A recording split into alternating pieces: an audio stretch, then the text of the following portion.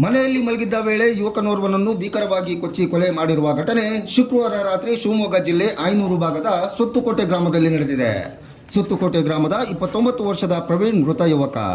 ಪ್ರವೀಣ್ ವೃತ್ತಿಯಲ್ಲಿ ಗಾರೆ ಕೆಲಸ ಮಾಡಿಕೊಂಡಿದ್ದು ಸ್ವತಃ ಒಂದು ಟ್ರ್ಯಾಕ್ಟರ್ನ ಮಾಲೀಕನಾಗಿದ್ದ.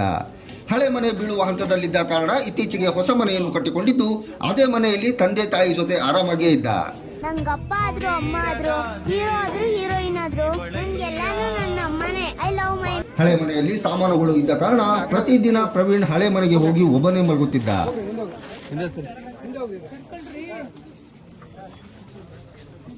ಯಾರು ಏನು ಮಾಡಿದಾರ ಅವ್ರು ನನಗೆ ನ್ಯಾಯ ಕೊಡ್ಬೇಕು ಅಷ್ಟೇ. ನನ್ನ ಮಗನ ಕೊಡ್ಬೇಕು.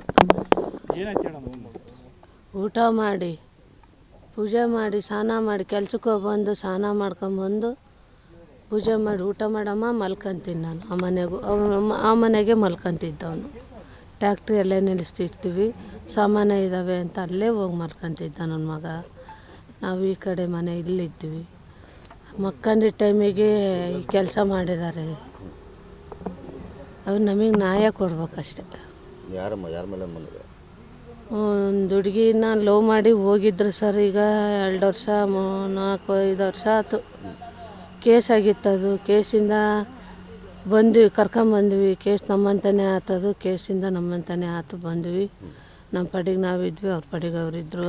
ಅಲ್ಲಿಂದ ಹೊರಗೆ ಬಂದಾಗಿದ್ಮೇಲೆ ಟ್ಯಾಕ್ಟ್ರಿ ತಗೊಂಡ, ಬೈಕ್ ತಗೊಂಡ, ಚೆನ್ನಾಗೇ ಇದ್ದ. ಕೆಲಸ ಮಾಡೋನು, ಒಂದು ದುಡಿಮೆ ಅವನಿಗೆ ತಿನ್ಕೊಂತ ಇದ್ದ. ಹಿಂಗೆ ಮೋಸ ಮಾಡ್ತಾರೆ ನಮಗೆ ಗೊತ್ತಿದ್ದಿಲ್ಲ ಸರ್. ಈ ಹಿಂದೆ ಪ್ರವೀಣ್ ಅದೇ ಗ್ರಾಮದ ಯುವತಿಯೊಬ್ಬಳನ್ನು ಪ್ರೀತಿಸಿದ್ದ. ಆಕೆಯೊಂದಿಗೆ ಮನೆ ಬಿಟ್ಟು ಸಹ ಹೋಗಿದ್ದ. ಈ ವಿಷಯ ತಿಳಿದ ಹುಡುಗಿ ಮನೆಯವರು ಪೊಲೀಸ್ ಠಾಣೆಗೆ ದೂರು ನೀಡಿ ಪ್ರವೀಣ್ 3 ವರ್ಷ ಜೈಲು ಶಿಕ್ಷೆಯನ್ನು ಅನುಭವಿಸಿದ್ದ ಎಂದು ಹೇಳಲಾಗುತ್ತಿದ್ದು, ಇತ್ತೀಚೆಗೆ ಪ್ರವೀಣ್ ಯಾರ ಸಹವಾಸವೂ ಇಲ್ಲದೆ ತನ್ನ ಪಾಡಿಗೆ ತಾನು ಇರುತ್ತಿದ್ದ. ಟ್ರ್ಯಾಕ್ಟರ್ ಒಂದರ ಮಾಲೀಕನಾಗಿದ್ದ ಪ್ರವೀಣ್ ಗಾರೆ ಕೆಲಸದ ಮಧ್ಯೆ ಬಾಡಿಗೆ ಬಂದರೆ ಸಮಯ ಸಾಲುತ್ತಿರಲಿಲ್ಲ ಎಂದು ಟ್ರ್ಯಾಕ್ಟರ್ಗೆ ಮೋಹನ್ ಎಂಬ ಡ್ರೈವರ್ ಒಬ್ಬನನ್ನು ನೇಮಿಸಿಕೊಂಡಿದ್ದ. ಮೋಹನ ಓಡಾಡಲು ಬೈಕ್ ಇಲ್ಲವೆಂದಿದ್ದಕ್ಕೆ ಪ್ರವೀಣ್ ಒಂದು ಬೈಕ್ ಕೂಡ ಕೊಡಿಸಿದ್ದ. ಕೆಲ ತಿಂಗಳ ಹಿಂದೆ ಮೋಹನ ಕೆಲಸದ ವಿಚಾರವಾಗಿ ಮೈಗಳ್ಳತನ ಮಾಡುತ್ತಿದ್ದ ಎಂಬ ಕಾರಣಕ್ಕೆ ಪ್ರವೀಣ್ ಮೋಹನನನ್ನು ಕೆಲಸಕ್ಕೆ ಬಾರದಂತೆ ತಿಳಿಸಿದ್ದಾನೆ. ಕೆಲಸ ಬಿಟ್ಟ ಮೋಹನ ಬೈಕ್ ಮಾತ್ರ ಹಿಂದಿರುಗಿಸಿರಲಿಲ್ಲ. ಇದೇ ವಿಚಾರವಾಗಿ ಪ್ರವೀಣ ಹಾಗೂ ಮೋಹನನ ಮಧ್ಯೆ ಆಗಾಗ್ಗೆ ವಾಗ್ವಾದ ನಡೆಯುತ್ತಿತ್ತು ಎಂದು ಹೇಳಲಾಗುತ್ತಿದೆ.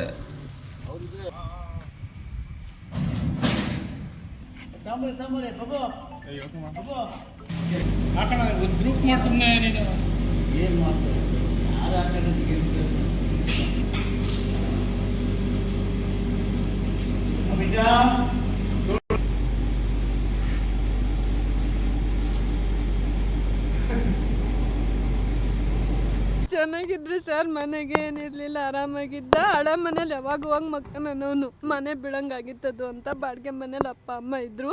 ಅವನು ಬರೋನು ಇಲ್ಲೇ ಊಟ ಗೀಟ ಎಲ್ಲ ಮಾಡ್ಕೊಂಡು ಹೋಗೋನು. ಮಲ್ಗಕ್ಕೆ ಮಾತ್ರ ಅಲ್ಲಿ ಹೋಗ್ತಿದ್ದ. ಇಲ್ಲ ಸರ್, ಬೈಕು ಟ್ಯಾಕ್ಟ್ರಿ ಡ್ರೈವರ್ ಇಟ್ಕೊಂಡಿದ್ದ. ಆ ಹುಡ್ಗ ಒಂದು 2-3 ಸರಿ ಬಂದು ಡ್ರೈವಿಂಗ್ ಕೆಲಸ ಮಾಡ್ತಿದ್ದ. ಅವನ ಹೆಸರು ಮೋಹನ್ ಅಂತ, ಸೋಗ್ಲು. ಆ ಹುಡ್ಗ ಡ್ರೈವಿಂಗ್ ಚೆನ್ನಾಗಿ ಬರ್ಲಿದ್ದಕ್ಕೆ ನಾನು ಇದ್ದೆ. ಅವಾಗ ಬಂದು ಹುಡುಗರ್ನ ಒಂದು 10-15 ಜನದ ಹುಡುಗರು ಕರ್ಕೊಂಬಂದು ಗಲಾಟೆ ಮಾಡ್ದ. ಆ ಟೈಮಲ್ಲಿ ನಮ್ಮ ಮನೆಯಲ್ಲಿ ಅವನಿರಲಿಲ್ಲ, ನಮ್ಮ ಅಣ್ಣ ಇರಲಿಲ್ಲ, ಎಲ್ಲೋ ಹೊರಗಡೆ ಹೋಗಿದ್ದ. ಆವಾಗ ಅಣ್ಣ ಅದೇನು ಕಂಪ್ಲೇಂಟ್ ಕೊಟ್ಟು ಬಗೆಹರಿಸ್ಕೊಳ್ಳೋ ಹುಡುಗಂದು ಅಂತ ಹೇಳಿ ಬಂದ್ವಿ ನಾವು ಊರಿಗೆ. ಮೊನ್ನೆ ಇನ್ನು 4 ದಿನ ಆಯ್ತು ಸರ್ ನಾನು ಅಲ್ಲಿಗೆ ಬಂದು.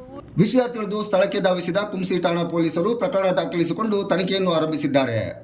ಮೃತದೇಹವನ್ನು ಶಿವಮೊಗ್ಗದ ಶವಾಗಾರಕ್ಕೆ ತರಲಾಗಿದ್ದು, ಶವಾಗಾರದ ಬಳಿ ಕುಟುಂಬಸ್ಥರ ಆಕ್ರಂದನ ಮುಗಿಲು ಮುಟ್ಟಿತ್ತು. ಒಟ್ಟಾರೆ ಬದುಕಿ ಬಾಳಬೇಕಿದ್ದ ಯುವಕ ವೃದ್ಧ ತಂದೆ ತಾಯಿಯನ್ನು ಒಂಟಿ ಮಾಡಿ ಹೋಗಿದ್ದಾನೆ.